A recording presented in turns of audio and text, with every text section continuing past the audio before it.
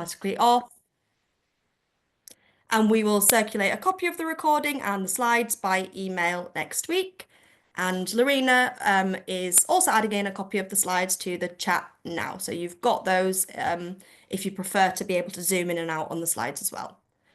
I'm not expecting any fire alarms where I am. There might be some noisy dogs, but hopefully they'll behave themselves. But do keep an ear out for this wherever you are. And just remember that this is a safe space. Please respect one another and make sure you're asking your questions respectfully. You can add any comments or reflections around the things that you hear today into the chat, but I would ask that you please use the Q&A function to add any comments. You can also upvote any questions that you see that you feel you'd also like to hear an answer to. And we've got plenty of time for questions at the end after we've heard from our wonderful speakers. Next slide, please. So just to quickly run through our agenda today, a little bit more welcome and introduction from me before I'll hand you over to Liz and Michelle for their presentations. And as I said, we've then got plenty of time for Q&A at the end before a little bit of signposting, and we will aim to close promptly at 3:30. Next slide, please. So very, very briefly, for anyone who is unfamiliar with us, NCVO is the largest network for charities and volunteering. We're very proud to represent and support over 17,000 voluntary organisations of all sizes, from the biggest household names to the smallest community groups. And at their heart, like you all on the call, they have the aim of making the world around them a better place. And we'd love you to join us if you're not already a member. So next slide. So by becoming a member of NCVO, you can save time and money. And as a member, you get access to information and guidance, downloadable tools and templates, discounted training, access to research, and much more. And only members have access to everything we offer. And don't forget that if you are a small charity with an income of under £30,000, membership is free. Next slide. So this webinar will explore the core principles of financial resilience and will emphasize the importance of preparing and adapting in the face of change. It will provide practical insights into strengthening your financial recording, reporting, and decision-making processes to make sure that your organization is robust and responsive. And we will, of course, spotlight a small charity with practical experience of building financial confidence. So before we get started and you hear from Liz, we want to just launch a quick poll, please, Lorena, to find out a little bit more about who we've got on the call with us today.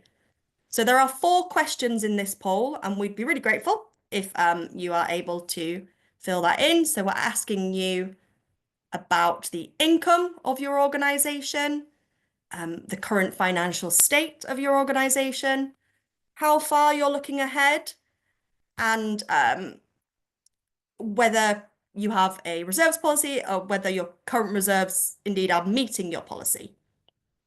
So I can see people have already managed to scroll down and get to the 4th question, so we know that you can see them. So we'll just give it a little bit more time. This is really useful insight for all of us here today. Yeah, so make sure you scroll down because there are 4 questions there within this poll.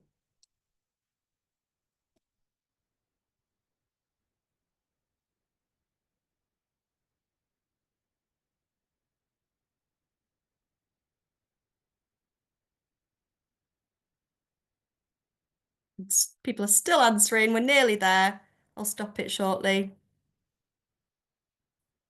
Get everyone.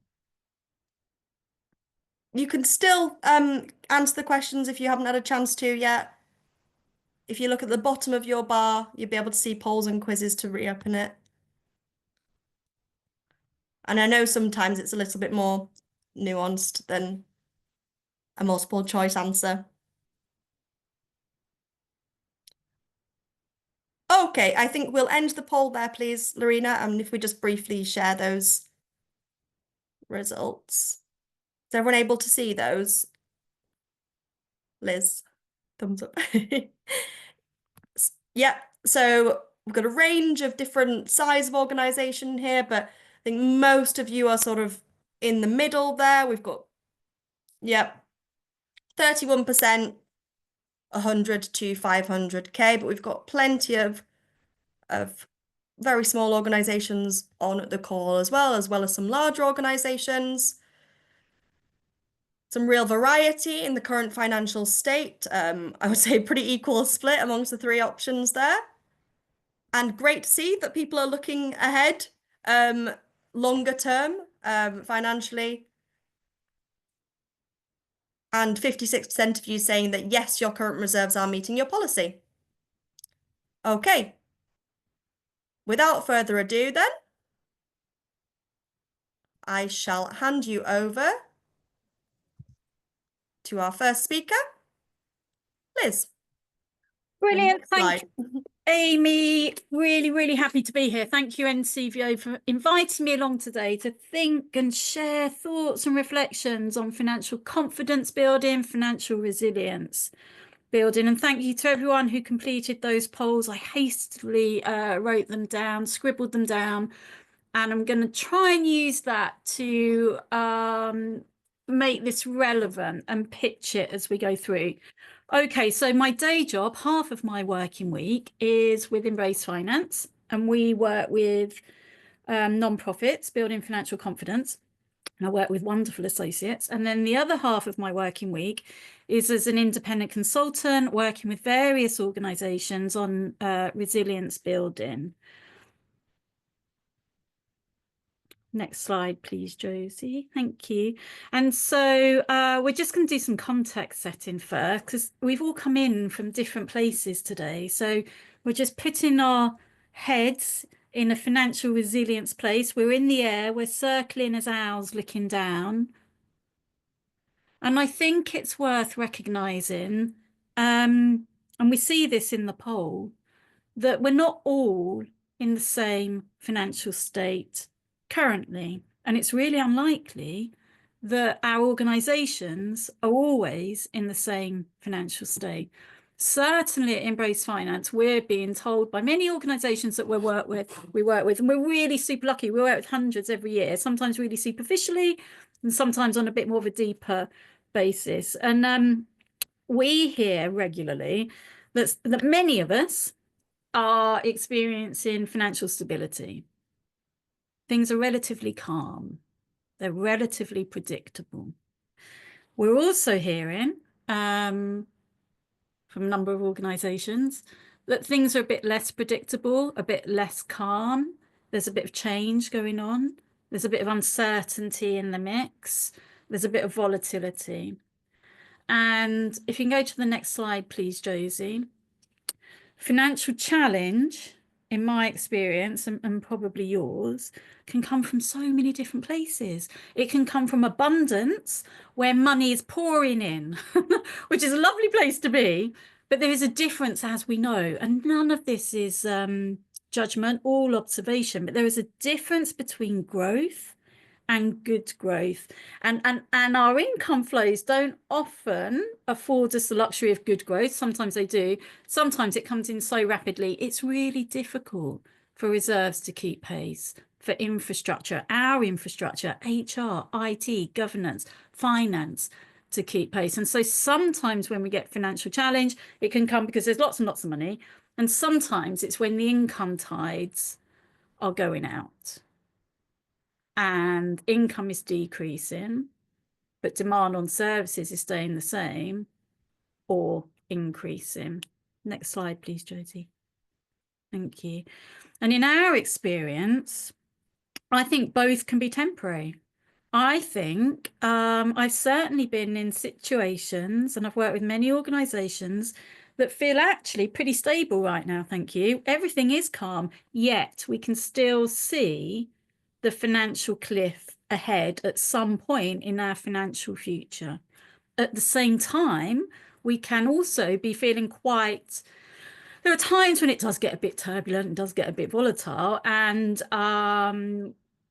we might be in a vulnerable position now, but we might also be one or two decisions, funding decisions away, commissioning decisions away from being in a more financially stable time. And regardless of where we are now, whether we're feeling relatively stable or relatively vulnerable, our job is in finance to keep on top of the money. If you could activate the next bullet point, please, Josie. We've got to keep on top of the numbers. We've got to know what the numbers are. We've got to know what the numbers mean, and we've got to use those numbers to inform what we do next. I don't know if anyone's familiar with Rachel Cooper. She's a wonderful small charity finance specialist. And she's got 3 questions. What are the numbers?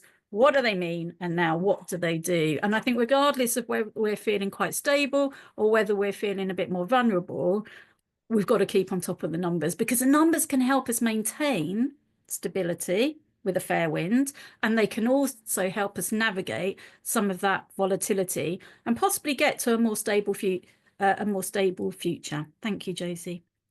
And so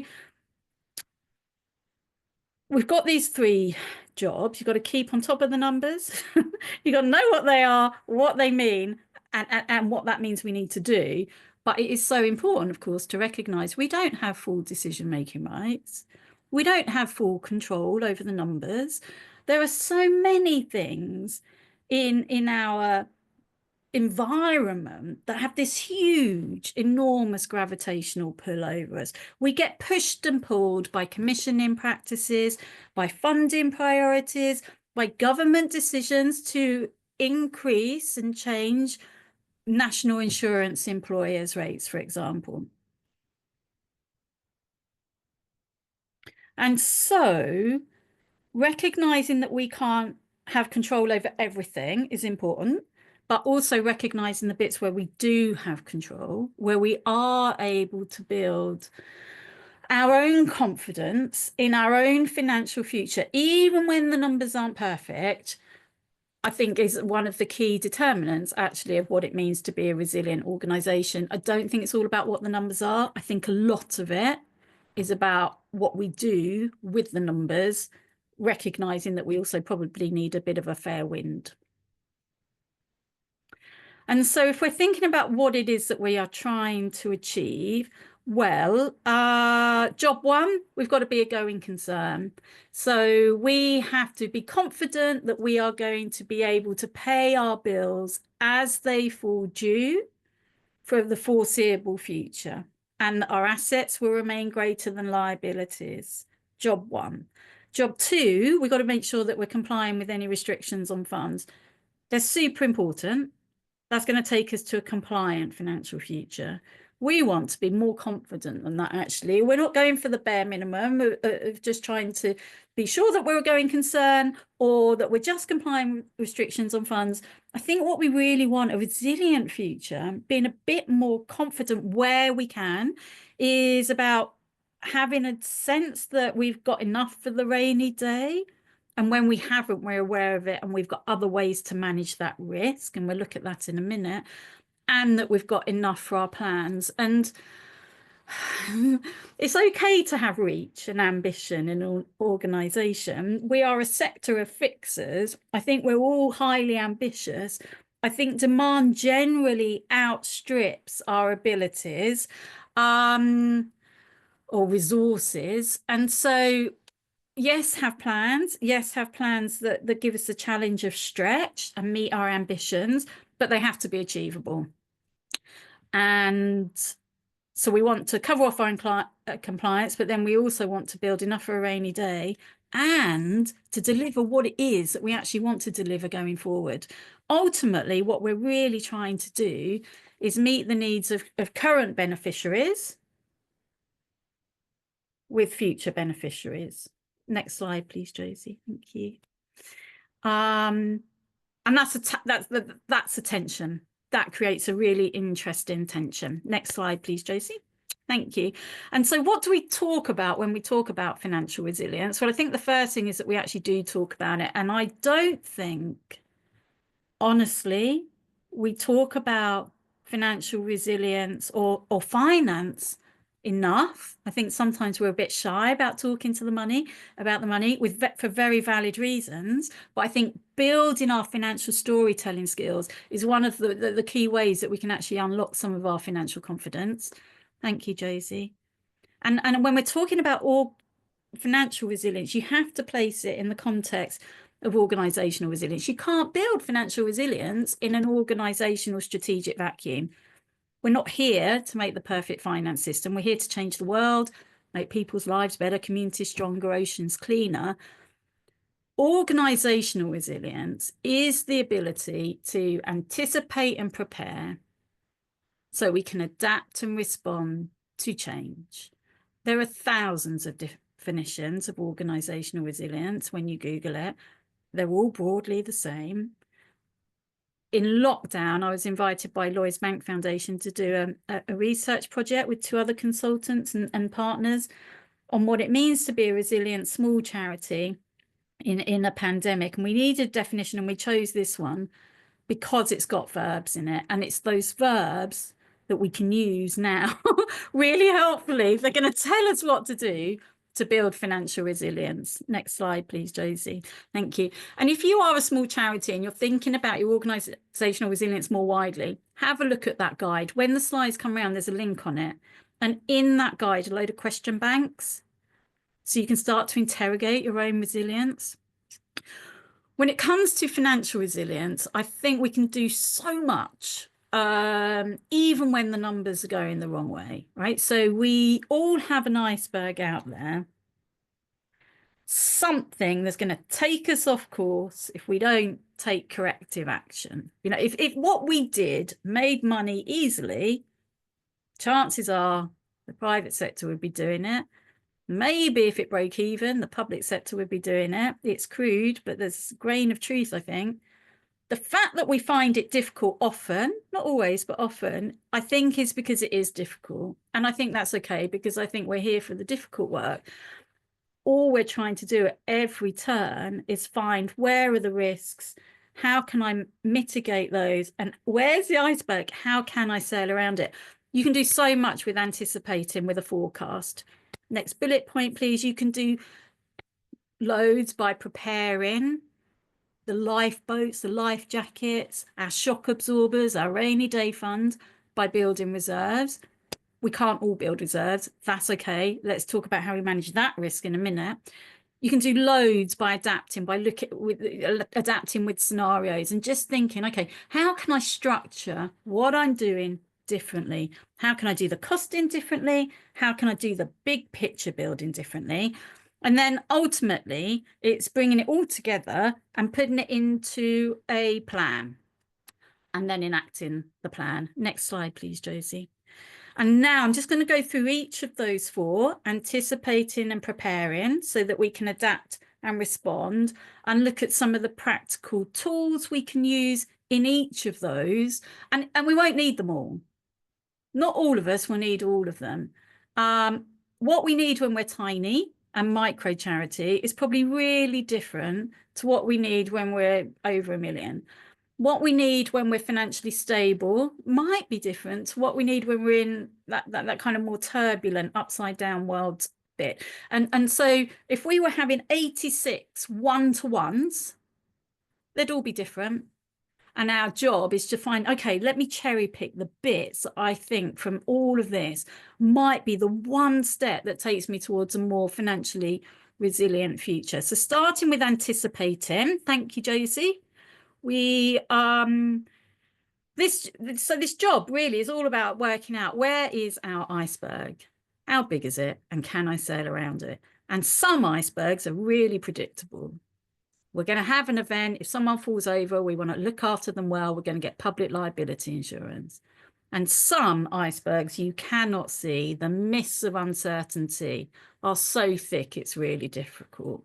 And then we're trying to shine the light, plot a path forward, recognizing that it's probably going to be out of date the minute the ink is dry, but that's okay. It means we're not starting from a blank sheet of paper every time. Next slide, please, Josie. And so forecasting, I get so much pushback on forecasting. There's too much to see, or I can't see anything. And I think, but it's just our possible financial future in numbers. Start with what you do know. When do grants and contracts come to an end? What have past donations looked like? What do we think future donations will look like? What is our committed cost base right here, right now? If we don't change anything, I think there is stuff we do know. And even capturing that in a short-term cash flow forecast can help us manage our short-term risk of making sure that we don't run out of cash.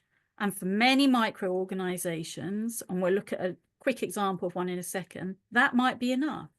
Others, if we've got multiple grants, a number of staff, we might need to look up and out and have a multi-year income and expenditure forecast as well, so we can track restricted funds, so we can track reserves. Next slide, please, Josie. Thank you. And so this is a short-term cash flow forecast. Ideally, it would be 12 months, but that makes the numbers tiny on the screen, so we've put it for 6 months. And you can see here that this organisation has got 14,000 in, it's got 6,000 out, it's got a surplus of 8,000-ish. Fabulous. But the timing of the income means the money's coming in after the expenditure goes out. And so the bottom line is all red, indicating negative cash balances, which if this organisation doesn't have a bank overdraft, the bank will stop the payments, the project comes to a halt, and its only options really are to bring income forward or push expenditure back, maybe get a cap overdraft, really difficult for smaller organisations. But already by mapping out, we can see where the iceberg is. And now we've got options to try and sail around it. Next slide, please, Josie. Thank you. And this is an example of what we might do. There are different ways to do it, the critical bits, but what we might do if we're a bit bigger. And there are lots of moving parts. The critical bits I want from this, I want a budget. I want to know what the shape of this year looks like in an income and expenditure budget. And then I want to track it. So I want some bookkeeping system that's going to show me my actual versus budget in my restricted funds. And that's the far left green column. I want to separate out my restricted funds from my unrestricted funds. That's the blue column. And if I've got a static budget that I'm not changing, I want to forecast my year-end position and maybe even the shape of the following year with the far right column, my purple column. And then if I've got my funds brought forward and my funds carried forward, I can see what my reserves are now, if all of that is cash, and at the end of the year and the end of next year. It will be out of date the minute the ink is dry, but I've got the shape of it. And a good finance system will tell us when we've got a problem. A really good one will help buy us time to fix it. Next slide, please, Josie. And for that, we probably need some reserves, which are going to give us our shock absorber. And what we don't want to do, if you keep flicking forward, that would be great. Thank you, Josie, is, so this isn't a deep dive on reserves, but broadly speaking, reserves come out of unrestricted funds that are freely available. And if you read CC 19, Charity Commission Guidance, Reserves and Resilience, they're our shock absorber. And I think if we can build reserves, let's build them. And where we can't, let's manage the risks. And one way to manage the risks, next slide, please, Josie, is to have a range. I think a range is so much more resilient than a fixed point. You assess your financial risk going forward. And if closure is an ever-present threat, maybe have a minimum reserve range where you can afford to close well if you had to. But we're preparing for the worst, but planning for the best. And I call that a sunset budget.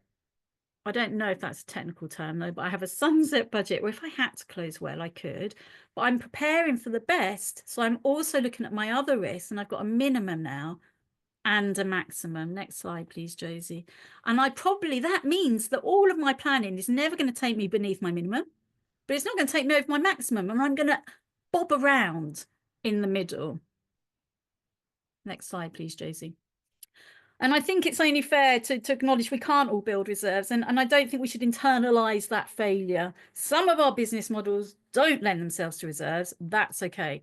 Got to keep costs flexible, build in contingency, get full cost recovery where you can, be intentional where you can't about how you use your surplus money, and forecast. And if there are any funders on the call, keeping funds unrestricted, free from restriction, is a potential game changer for so many organisations and financial resilience. Next slide, please. Thank you. And if we just whip through these because of time. And so when we're adapting, I think, we've looked ahead, we've seen the iceberg, we've prepared the lifeboats and the life jackets, we've got some reserves. And if we haven't, that's okay. We're managing the risks of not having reserves. We're probably looking forward even more, keeping costs flexible. Next slide, please. We might need to change the way we work. And we might be able to just evolve into something beautiful by tweaking around the edges. We might need actually to go wholesale, a bit more wholesale change and change the actual business model. Next slide, please. And this is an example of an organisation that, if you click again, Josie, you'll get the title. It says Costim. And without wanting to go into this in too much detail, I think there's things we can do with our Costim that can enable us to shine a light on what's going on under the bonnet. So the organisation on the left has got 3,000 in and 3,000 out. It's breaking even. But when you lift up the bonnet, you can see that grant 1 is in the far green column, has got a deficit of 700. Grant 2's got a deficit of 300. And both are being topped up by unrestricted funds, which might be absolutely perfectly fine if they're changing the world and are happy with that. If they want to grow, if they want to build reserves, they might have to think of other financial futures. And the example on the right shows an example whereby actually, if they do a bit less now, they don't have, when grant 1 finishes, we've only got grant 2, maybe at that point, although grant 2 has to absorb all the overheads, because it's not topping up, the unrestricted funds aren't topping up grant 1 anymore.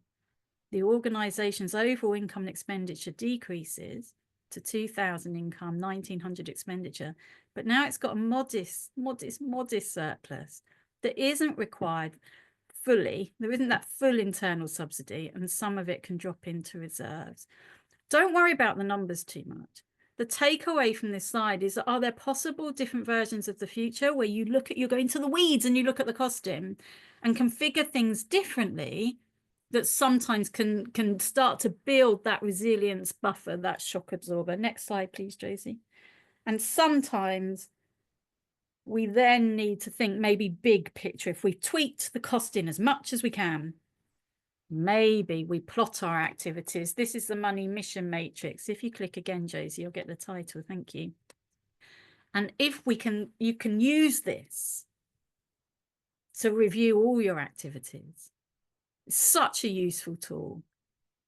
If it's high mission, the activity goes at the top. If it's high reserve, it goes on the right. Some of us will be fortunate and will have stars that our activities will be high mission and high reserve contributing.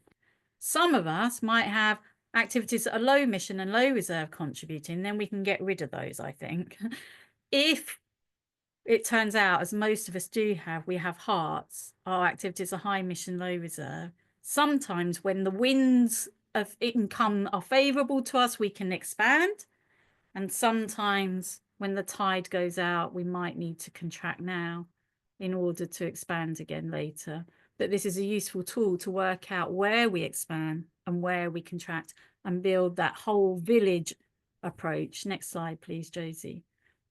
And very quickly, because I'm mindful of time, we've seen the iceberg, we've prepared the life jackets, we've thought of different ways of working going forward. We need to bring it all into action. Next slide, please. We need a plan. I do a one-day session with NCVO on charity finance strategy. I noticed there's someone on the call from the last one. It's nice to see you. And all we look at is, where are we now? Where do we want to be? And the finance strategy is how we're going to get there. And it's all about risk and how we manage it. Can you go forward, please, Josie? What we can't do, I think, is hope if we are now surviving, which is a positive state, celebrate if we are. and we want to thrive, we want to grow, but we want good growth. I don't think that happens overnight accidentally. Sometimes it does. More often than not, it's an intentional pathway, and we have to go through a transition where we go through a sustaining. And if we can think through each of those stages, what does it mean for income, expenditure, and reserves? What are the risks, and how do we manage them? And codify it on one piece of paper and use that as our compass through the mist. I don't think it needs to be that time consuming. I think it can benefit us whether we're tiny or whether we're much bigger. For me, this planning bit unlocks all of the rest. It means we can go forward a bit more confidently. Next slide, please. And I'm going to leave you now with my wonderful colleague, Michelle, who's going to share her experience of going on this journey and doing some of these things we've talked about. Before I hand over, I would say that in the old days, we talked about the holy grail to financial sustainability. And for many of us, it still is. And it's a great goal. It's a wonderful thing to aim for. Sustainability is when income is stable or growing, and we're growing well. And many organisations can do that with a really good, simple plan. I think many organisations will struggle to be sustainable because our business models, and I think that's okay, because I think if we're still changing the world and making people's lives better, communities stronger anyway, that's an enormous success. And then maybe our job is not to be sustainable, or even if it is, to be resilient as well. And sustainability is looking in and down at the business model. Resilience is looking up and looking out. It's murmurating like starlings, and it's responding accordingly. And so make 2025 the year you are more starling. And I'm going to hand over now to you, Michelle, to share some of your experiences of going on this journey. Thank you, Liz, and thank you for having me today. It's my pleasure to be here with you. I'm going to say just at the beginning, I'm not an expert at all. I'm just sharing what I've learned over the last 18 months as I've been in post. Starting as somebody who didn't understand the finances of the organisation, and having to know and understand them instantly was a challenge. Can I have the next slide, please? So I've prioritised the first part of my journey on understanding the project costs, the income and the expenditure, working out, okay, what's coming in, what's going out, but what are things costing us, what are essential, what are not essential, and understanding the bigger picture of all of our finances as a whole organisation. Identifying gaps in funding. There were some clear gaps where we didn't have enough funding for projects. Were they projects that we should be continuing, not continuing? The need for reserves, because when I started, we didn't have any reserves at all at that point. Where do we get reserves from? I was starting to ask questions about where do we get these from? What should they be set at? All the rest of it. Full cost recovery was really important. Are we costing our projects correctly? Like Liz just mentioned before, are we applying for grants that are covering the costs of those projects, or are we subsidising that project from another pot of money? What does that look like? Then we looked at our cash flow as we looked ahead, and that is something we focus on now because it gives us that ability to look further afield. We've got funding coming in at this stage. At what point do we need to be concerned? And it could be next month, or it could be in 18 months' time. We can then see on that cash flow what that looks like. So full cost recovery, as I've just mentioned, was important. Are we covering the costs? I think I've probably gone through this slide already. Are our funding applications covering everything? So what is our full cost recovery? What comes into that? Is it just for that project, or is it for some of our core costs? Is it covering things like technology, the phone lines? Is it insurance? Are they being proportioned out among our projects? And are they being associated to each project's costings when we do full cost recovery? So what does that look like? I'm reading through my slide after I've spoken, and I've done most of that. So we looked at what everything costs, divided that out across our contracts, our projects, sorry, and then proportioned that out so we know what to add on to each funding application we put out. it's contributed really heavily towards our long-term sustainability, but also our reserves, which I'm really, really pleased to say that we do now have reserves where we didn't have 18 months ago. If we can have the next slide. Something else that I found really helpful is communicating wasn't at the beginning, communicating our finances to trustees. Obviously, we need to understand the organisational finances to be able to tell that story. And I've spent quite a lot of time with Liz and some other sources of information and teaching. Asking those questions has been really important. And understanding what's going on, what I need to be putting in place. And some ideas work, some ideas don't, depending on people you're working with and who you're surrounded by.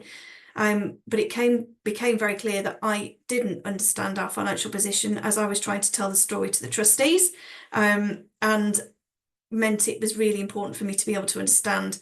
But also the trustees didn't understand our finances because they didn't like reading spreadsheets. For some people, are exciting, they're understandable, they're engaging, but for others, they really don't like spreadsheets. So I've just put an image of this graph on here because that was something I started producing. So each of those sections show each of our projects, and then with the amount of income and various different things on there. So what the income is we've got, what we need in the cost of the project, and then where we are at what position we're at now in terms of funding against that project. The trustees have responded very, very favourably and are now able to make better informed decisions based on the information that they've received from me and my colleagues. As part of looking at our reserves costing and where to set our reserves, we looked at closure costs and established what they needed to include, and then we were able to set a relevant figure for our reserves policy. We weren't operating in line with our reserves policy, so something we did do is look at the policy and put into place contingency, what happens if, and looking at the risk and how we manage that. And I've just done the bottom piece as well. I think I've got one more slide, or is that the last one? So just again, really briefly, because I've covered most of this already, full cost recovery was key. Risk management plan, so where we didn't have reserves, put the risk management plan in place, but also analysing the information that we've got to see what the risks are and really making it clear how we can manage those risks. Something else that we really did that I found really important was the business model. Looking at the tool that Liz has just presented, plotting in those 4 squares where projects are they generating enough income, are they meeting mission? That we identified projects with high mission value and high contribution to reserves. They were our priority, and those that were low mission and low contribution to our reserves, we were evaluating, do we continue those or not, if we didn't have enough funding to cover those. And it was really, really good piece of work to do. Next slide, please. Cash flow I've mentioned already, that's been really helpful to look at and give us the view looking further afield, and has kept us up to date, and it's something that we look at every time we meet. Something I've stuck to all the way through is, are we delivering our mission, and is each project delivering towards our reserves and the building of our reserves? Next slide, or is that it? Yeah. Thank you, Michelle. I'm just writing down that question: is what we are delivering meeting our mission and contributing to reserves? Okay, so before we move to Q&A, we're just going to reflect a tiny bit on I've got some questions for you, because I find your journey really fascinating, because you said at the beginning you didn't understand the financial position and now you do, and there was a bit to unpack. And so what you did, you looked at reserves, you looked at how you present to trustees, you looked at your business model. Which bit in particular was the sticking point? what was the hardest? Which bit did you find particularly, if any, challenging? For me, it was understanding the costs. What have we got coming in? What have we got going out? Are we covering our costs? And understanding exactly where we were at. So in terms of that form, then our funding strategy, it also helped form. I can't make a decision on what staffing levels should be at because I didn't know what we got coming in and going out and what the projects were costing. So to understand each of our projects' income and expenditure was really, really important. And it did take me some time to grasp that. But once I'd grasped it, I can now keep on top of it and make really informed decisions for the whole organisation. And can you just tell us a bit about how you got to grips with the costs and the role maybe that Xero or your bookkeeping played? Yes. I'm trying to think what we did because it was a little while ago. So we've got a bookkeeper that works with us in the organisation, and so she changed some of the reporting elements using QuickBooks. I think we use using some of their reporting. Liz is nodding, so I'm obviously going down the right route here. We changed the way that we were looking at the reporting elements of QuickBooks, which brought off the relevant information that we needed, so we could see further afield. We could see what we were spending. We could see what the income was. That was really helpful and something that I didn't know was available and was actually really easy to pull off. Everything's easy when you know how. Yeah, thank you. And the reason I'm mentioning it is because that slide right at the beginning when we're saying, okay, we've got 3 jobs, right? You've got to know what the numbers are, you've got to know what they mean, and then you've got to use them to inform the decision making. You can't work out what the numbers are sometimes.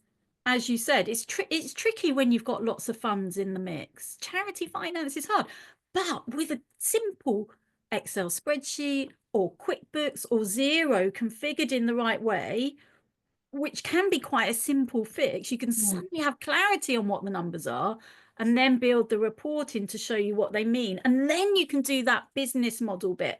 And it's kind of sequential in a way. And so I can understand why you found that the tricky bit. I think it is the tricky bit, but you go through the pain barrier and then you get to the sunlit uplands on the other side. What was the bit that you thought might be difficult, but actually was just pushing at an open door that felt a lot easier than you might have imagined? Presenting the information to the trustees in a different way, because actually I was able to show that I'd understood the information, and I'm very visual.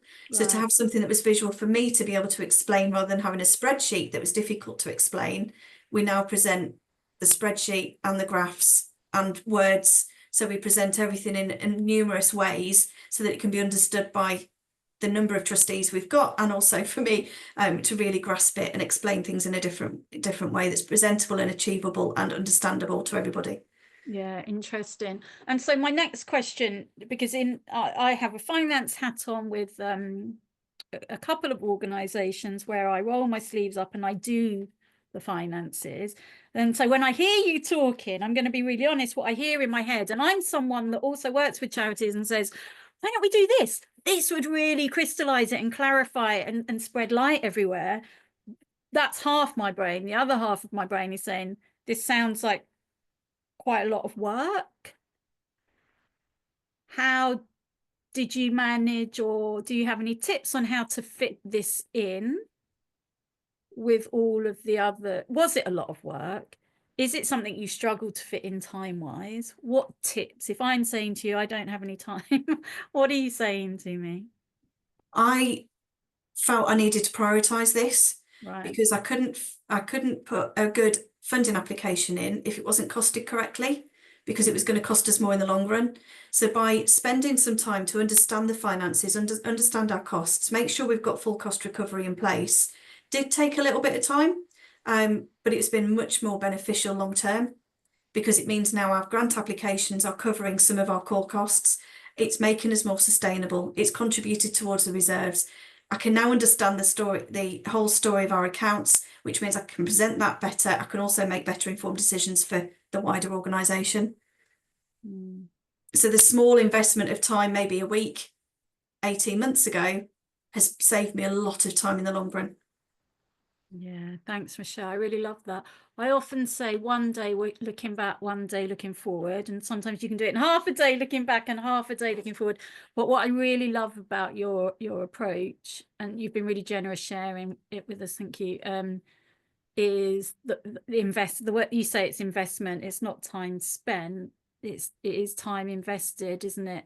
In getting the clarity that then gives us that confidence. Thanks, Michelle. I don't have any other questions, but Amy, you might have questions coming through for Michelle or for me. I do indeed. We'll come to those shortly. I'll just let you wrap up your little bit, Liz. Thank you. So, and yeah, I forgot I had a wrap up. Thank you, Amy, for the nudge. And so I got so engrossed there in Michelle. And I think organizational resilience is I think it's a different way of thinking. I think when we think about sustainability building, we are thinking about costing, we're thinking about efficiency, we're thinking about income generation, we're thinking about growth often, and that's all fabulous. I love sustainability. I just don't think it's an option for all of us. And I think when things are changing as well, you've got to be sustainable and resilient. And I find there's a tension, actually, because I think resilience is looking up and looking out. And a lot of sustainability is that, but it's also looking backwards. Resilience is looking at what we can afford to do here and now. And that might be expanding, but it might be contracting. It might be saying, no, we can't afford to subsidize that. We might, it might be saying no rather than yes. It might be doing less rather than doing more. Maybe to do more again in the future, but also maybe not. Maybe we go deeper rather than wider.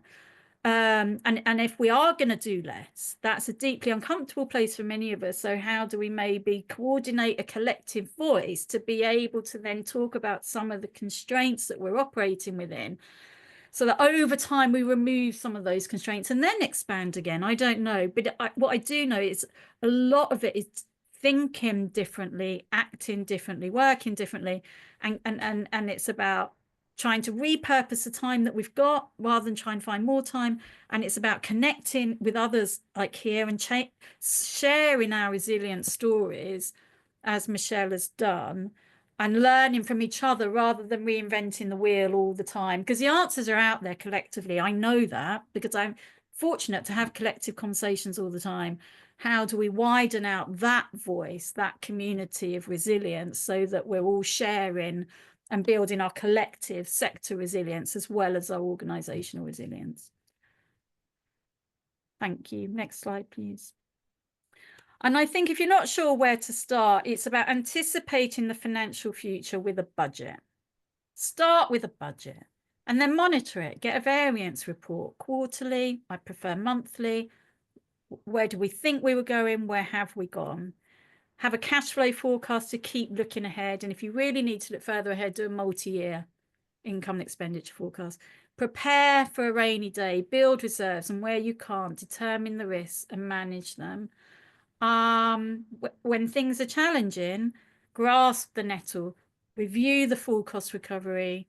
Where that isn't enough, think about changing the activities in a way that marries money and mission, and trying to build that more financially viable future if we can. And point 4, please, Josie, bring it all together in a simple plan.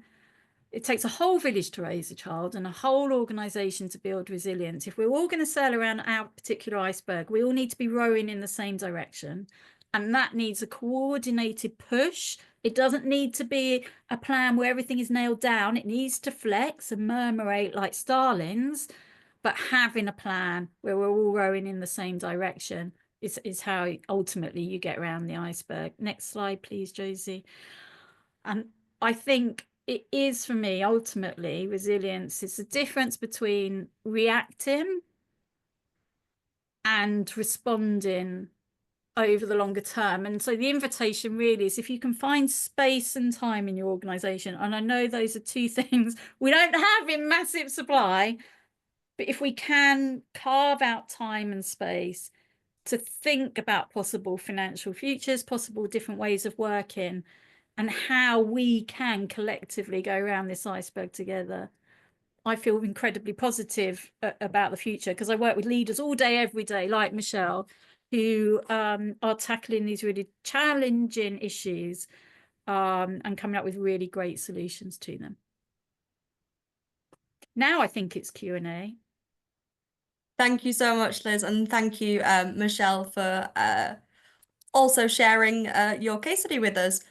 Josie, if we stop sharing the slides, if that's okay, and everyone can see us. Fab. So thank you for bearing with us, everybody, because it appears that the Q&A function has decided to not work today, but that's all right. We've got a backup plan in the chat, and everyone has very quickly got on board with that and put their questions in the chat, and I'm trying to keep up with those.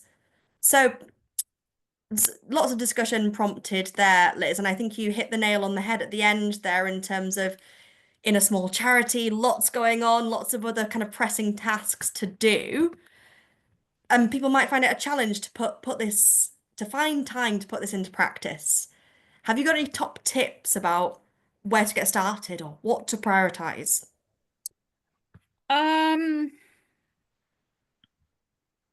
So I do always say, where we can, let's try and diarise 2 days a month on the finances, one looking back, one looking forward. And many of us will only need half a day a month. And we're looking back and we're seeing where we thought we were going to come. So we've got a budget. Quite often when I'm invited to work with organisations, and I'm often invited to work with organisations that are experiencing either uncertainty or challenge, the first question is, great, what did the budget say? And if we haven't got one, fabulous. Let's just build the budget now and let's just see where we should be. And then the next thing I'm looking at is the cash flow forecast. If there are financial challenges, when does it all run out? When is the iceberg? So that's where I start. And I diarise it because I think it falls into the important, not urgent box often for very valid reasons, and we get taken off course. And I think the biggest barrier to financial resilience is not technical. If you need a cash flow forecast or a budget, there are ways to find that fairly easily. The biggest barrier is attitudinal. It's really boring, it's quite difficult, and it can be quite anxiety provoking. So what is my barrier? What's stopping me from doing this? Is I'm just bored. Great, I've just got to go through that bored pain barrier. Am I finding this anxiety provoking? So I don't really want to see what the numbers are. I'm possibly doing it in I'll do it with a big hot chocolate, and then I'll see what the numbers are and I'll squint at them, and then I'll be doing it with a peer, and then I'll be doing it hopefully well ahead of time so that I've got time to fix it. And so I find what my barrier is, and I try and find something to overcome it. And that might be working with others, it might be working alone, it might be changing the working conditions. But I put it in the diary and I try and stick to it. And unless something's really, really urgent, it's not coming out, because otherwise I don't think it always gets done. Those are my tips, but other people in the chat, I'm sure, will have better other tips to share. I think, Michelle, people empathized with what you were saying there, and kind of the struggle of getting to grips with balance sheets and that sort of thing. If you were to suggest one thing for people to prioritize to kind of learning fully, would there be something that you'd say that worked for you, that you really kind of got your head around in this journey? It was actually putting in a big funding application, and I had to cost the funding application. That took me a lot of time, but actually in that process meant that I mentioned a lot about the full cost recovery, but actually as part of that process, I was looking at what each project costs and how much I needed to cost this funding application at if we were to receive it. So it was being realistic with that costing rather than undercutting it. It was being realistic with the costings. And actually we didn't get that funding application. That wasn't a successful application in the end, but actually for me it was successful because it enabled me to understand the ins and the outs. It enabled me to understand what everything is costing as a whole. So including things like the licenses for the software, the mobile phone costs. None of that had been costed before into grant applications. But there's a cost per member of staff. So therefore, if we're employing 4 members of staff, we need to cost that in as the added extras. That for me I felt was a turning point. But the other big thing that I've really needed is to be able to have the conversations with other leaders. So through one of our funders who's provided the support that I've had from Liz, that has been absolutely, I don't know what I'd have done without it. And we probably wouldn't, no, not even probably, we wouldn't be functioning as well as we are without that support, because I haven't been, and I think this has been really key, not being shy of asking the questions, asking for help and asking for support. Because not any one of us know all the answers, but being open to ask those questions and learning and trying different approaches, that's been really, really, really important and a real key. And I think learning from Liz and from others has been super, super special and critical. Brilliant. Thank you, Michelle. And actually, there's quite a few questions that have come in around funding applications and talking to funders about this, specifically saying, many funders explicitly say they won't cover overheads or they'll limit it to 10%, that sort of thing. How do you factor in full cost recovery, Liz, or start to tackle this problem? So, and there's also a brilliant question in the chat around how do you build reserves and full cost recovery? And I'm really pleased you've asked that. I don't think you can. So I think with full cost recovery, we know the clues in the name. You cost fully, and then you try and secure the full cost so that you're at very best or at worst breaking even, and then you bring in really other unrestricted funding to fall into reserves. And so what do you do then? It's a great question, Amy. When you've done your costing, you know the true cost, and you still can't get that from a potential grant because of the way we consider costs. We consider some charitable and therefore good, and some overhead or non-charitable and therefore less good, and we cap the less good. That's my interpretation, not necessarily NCVO's. And so I think we have a choice. I think it's really important to do full cost budgeting, whether we think we're going to get full cost recovery or not, because I want to know how much I'm going to subsidise this project by if I take it on. But I'm capturing the full cost in my budget. Then I'm looking around for different funding sources. And if I can get one where it's going to cover everything, fabulous. Where I can't, I think I'm taking a decision that's informed by the numbers. Can I afford to subsidise this project, this grant, this activity from my unrestricted income, or sometimes from reserves? And that's why I want to look at the whole organisation and each activity. And for some organisations, if you're really small, you can do it grant by grant. But each activity or grant has got a column. And if I've got them side by side, I can see my whole organisation on one page. I think it's perfectly fine to subsidise activities. But for me, they have to be really mission essential. And that subsidy has to be affordable over the longer term, because the risk is that I have an organisation full of hearts, I'm subsidising everything, reserves are going down, and I get into financial challenge. And so I don't know what the answer is. I think there's something around having a collective voice, campaigning more for unrestricted funding, certainly campaigning for full cost recovery. But those are slow burns that I think it's better to do in unison with others. I think that can be exposing sometimes to do it on your own as an organisation. Some people say have that conversation with the funder, and I kind of agree, but I also think, is there a way we can have a collective voice to have these conversations? Because I honestly think all funders mean well, and I think if they really knew the impact and the challenge of piecing together this Jenga tower, I think a lot of restrictions would fall off if we could communicate it in unison. That's my view. Thanks, Liz. We definitely advocate for having a chat with the funder as well. Yeah. They're people Yeah. behind behind the name. I mean, I don't know if you'll have an answer to this, but is there a specific model, Michelle, potentially that you use to break down project costs? The question says, was this a proportion of all income or broken down into more detail? Kind of when you were going through that process for the first time, how did you Yeah, approach it? I broke down the process that I went through, like I've just alluded to before, was looked at what costs are there per member of staff. So the cost of a laptop, the cost of a phone, the cost of a SIM card, the cost of the Microsoft license, the antivirus for the computer, all of going into all that detail and actually adding that to the cost of employing a member of staff.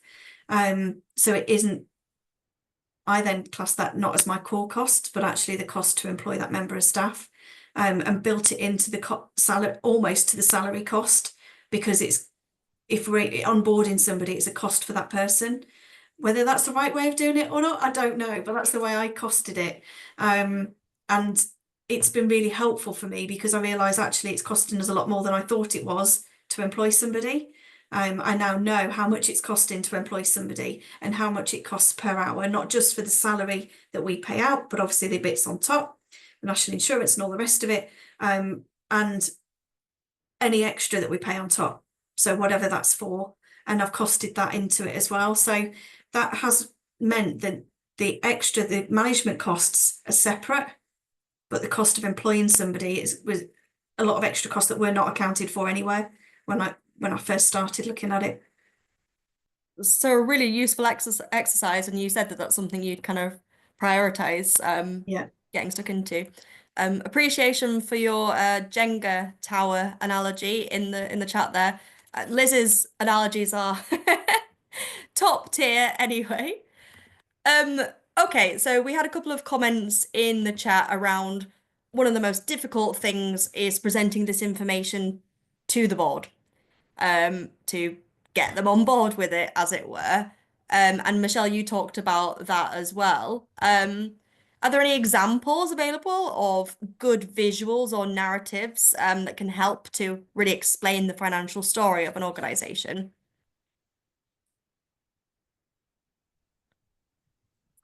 Whomever wants to come in.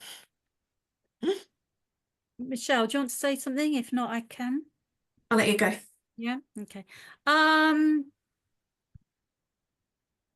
Yes, and I'm trying to think off the top of my head. So on the full cost recovery, I'd look at the National Lottery Community Fund guide if anyone wants to know how to do that. It's fabulous. On board reporting, there was a fabulous session at the Honorary Treasurers Forum. If anyone's got a treasurer who's a member of the Honorary Treasurers Forum, brilliant membership organisation. St Vincent, Judith did one, a session on how to report to boards. And I think if you're a member, you can access that. So that's really useful. On Embrace Finance, we have lots of really brief guides, how to do this, how to do that for really small organizations. And we've got an example of how to present the actual versus budget and some charts, some graphs, some of those visuals that Michelle shared. And we always say, which I think I borrow, we're all standing on the shoulders of giants, aren't we? From Kate Sayer, who is a real giant, words, pictures and numbers. So we try and present financial information in 3 ways: words, pictures and numbers, and have the same messaging reinforced like that. And we do give examples on the Embrace Finance website, but they're not hugely detailed ones. I will go away after this and see if I can find a really good resource that shows an interesting board pack, but for principles now, words, pictures and numbers. Have a look on the Embrace Finance website. Is there anything on the NCVO website? We can signpost to some resources. Yeah, we'll have a think about this, and if we don't get to all of these questions, I'm going to make sure we've downloaded the chat and sent out signposted to resources to make sure we've given you an answer. I'm just going to move on. Oh, did you want to say something, Michelle? Yeah, just the words, pictures, numbers is the model we've taken. So we look at the cash flow is shown in a graph. So we've got our bottom line with the actuals. So we've got the bottom line where we want that figure to be at, and then the graph then shows where each monthly what the cash flow is going to be, along with our reserves in a graph format, but also in words. This is what we're aiming for. This is what we've got.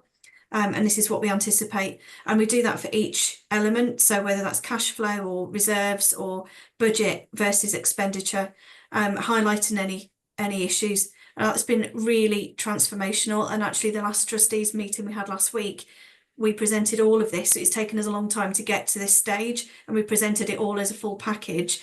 And they all asked questions, and they all engaged for the first time. So it really does work to do the numbers, the pictures, and the words. Love that. Thank you. I'm just going to move on to some questions around kind of planning and reviewing. So one of the questions we had at the start was, how far forward are you looking financially?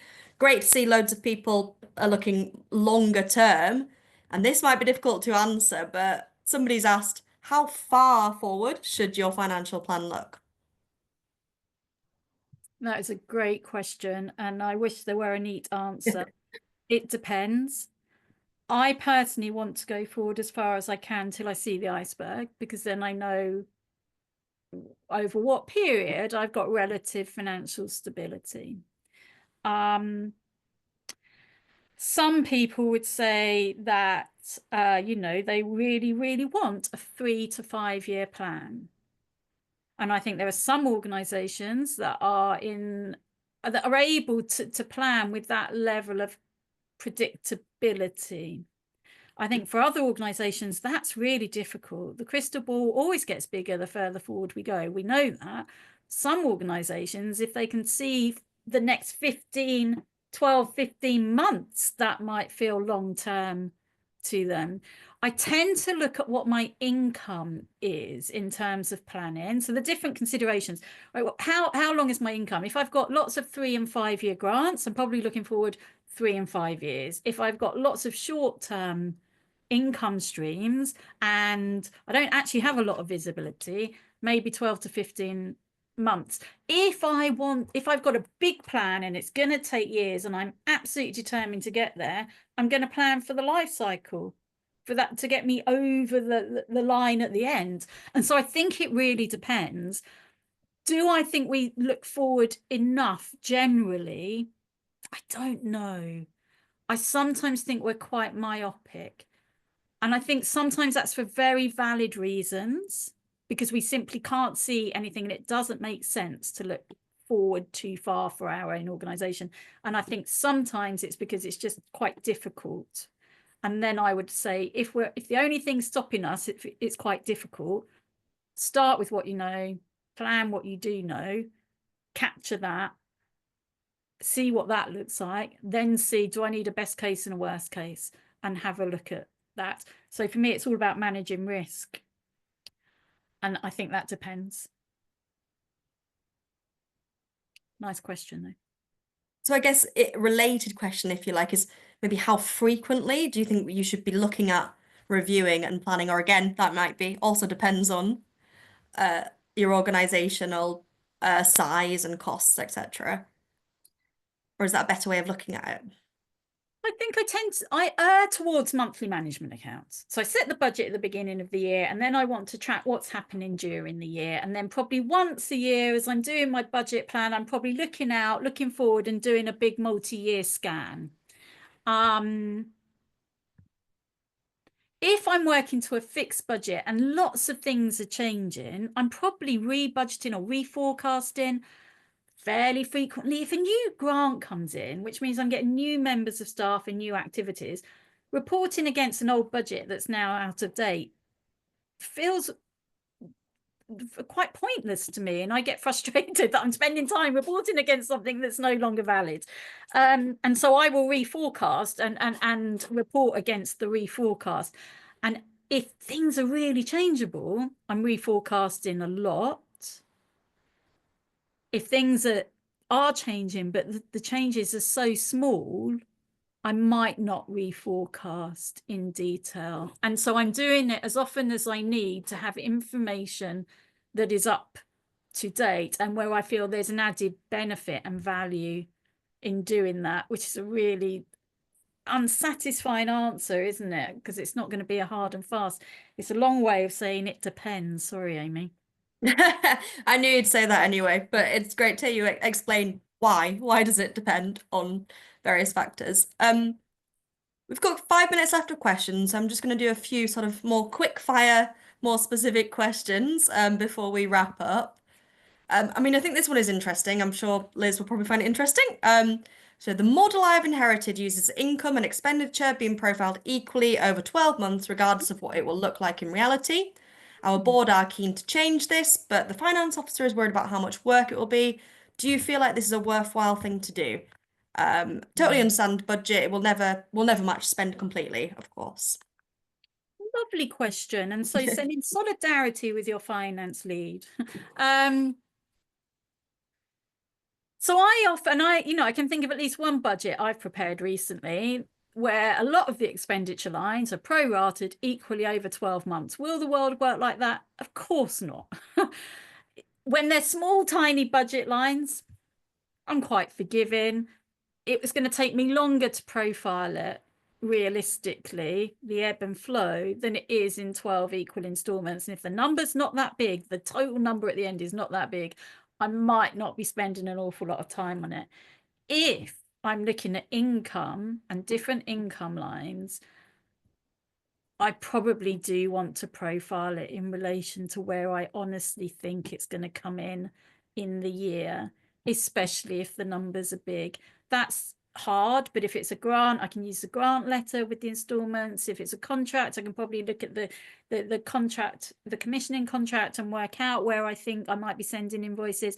If it's donations, I might look at past activity and kind of extrapolate forward. I'm always being prudent, so I'm putting it later than it might come in, expenditure earlier than it might go out.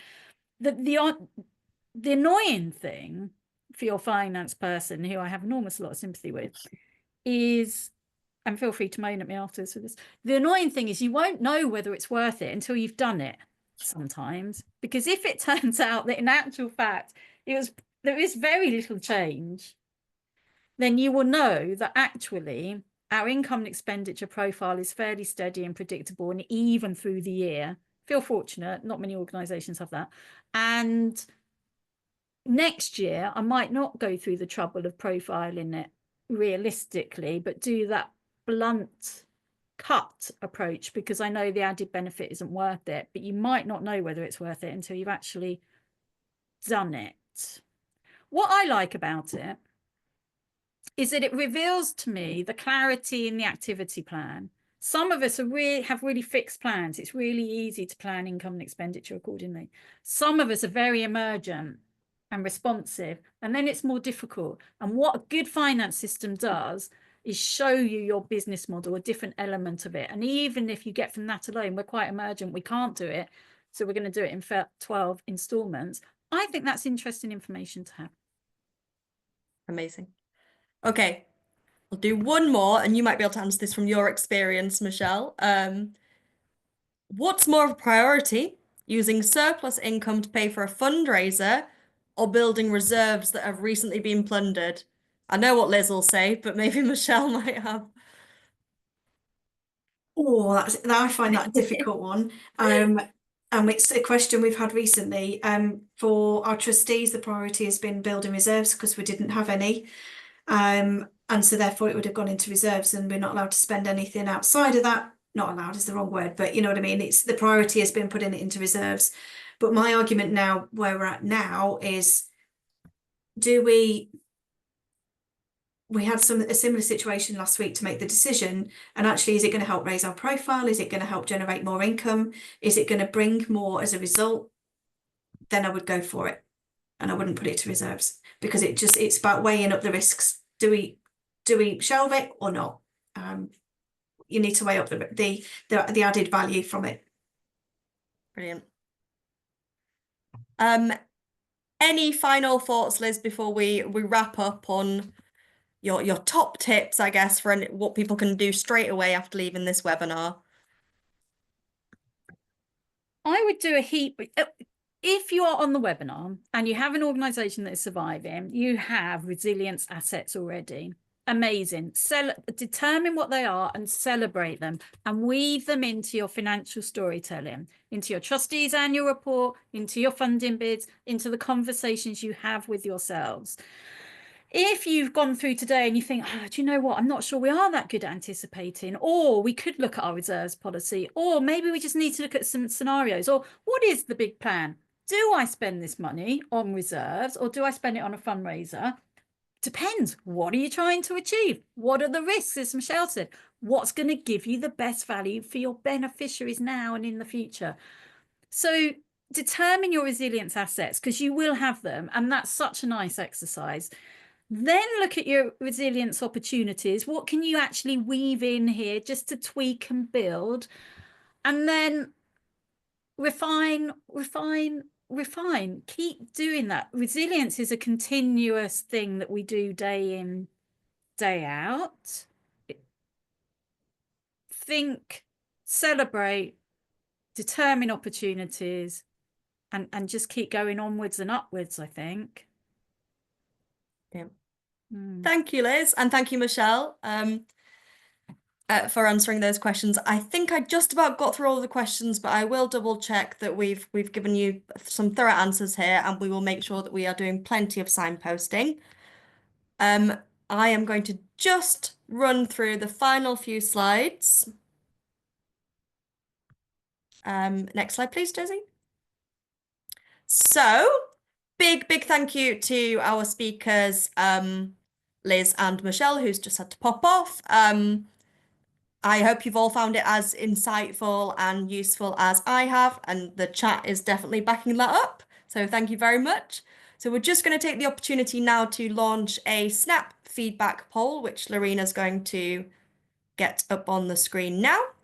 It's really useful for us to understand whether you found the event useful and whether you've learned something today that you'll be able to apply in your role, and helps us to build on this for future webinars. So if you're able to complete those 2 questions, that would be most helpful.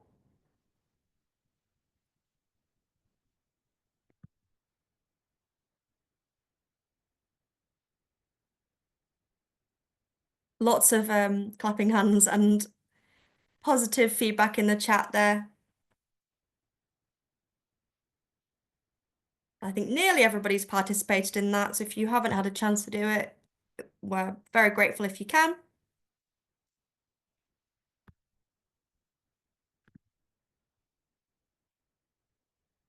Fab.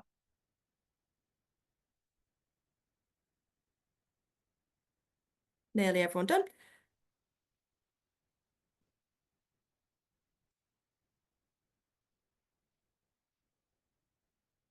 Okay, I think that's okay. We can end that. Fantastic. Everyone's very satisfied, and most have learned something that they'll be able to use today, which is really good to see. Okay, and on to my final slides, please. I'm not going to try and run through it all here. We've already kind of filled your heads with plenty of information today, but we've compiled a list with Liz's help of useful resources and signposting for you to delve into after the webinar, including some of the NCVO guidance, which Liz had a hand in writing, and the financial management training that we offer at NCVO, which Liz also delivers some of that as well, including for trustees. And we've got some Embrace Finance resources listed there, as well as some of the other things that Liz mentioned in her presentation. So just the final slide, please. So all that's really left for me to say is a huge thank you to all of you for being here with us today and sticking with us for an hour and a half of your very busy days. A big thank you to my colleagues Lorena and Josie for supporting on this. And the biggest thank you to our wonderful presenters, Liz and Michelle, for giving up their time today to share their insight and experience. I think the comments speak for themselves.